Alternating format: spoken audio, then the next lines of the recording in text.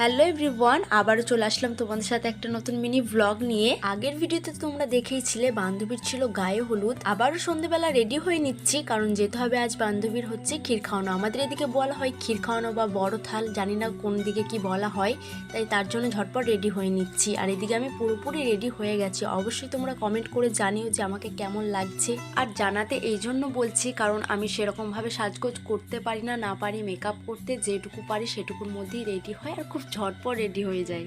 বিয়েবাড়ি পৌঁছাতেই দেখি এই সুন্দরীকে এত মিষ্টি লাগছে কি বলবো।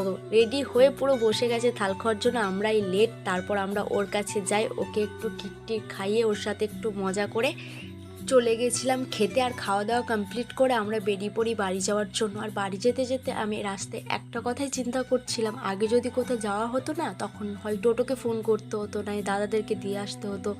আর এখন নিজেরা এতটাই বড় হয়ে গেছি যে নিজেদের মধ্যে এখন গাড়ি আছে, যেখানে খুশি যাই, যখন খুশি আসি। এটাই আমি চিন্তা করছিলাম, মানে কতটা বড় হয়ে গেছি আমরা। যাই হোক, এই পর্যন্তই মিনি ব্লগটা। অবশ্যই তোমরা দেখে থাকলে লাইক, কমেন্ট, শেয়ার, সাবস্ক্রাইব করে দিও। চলো টাটা, দেখা হচ্ছে নেক্সট ভিডিওতে।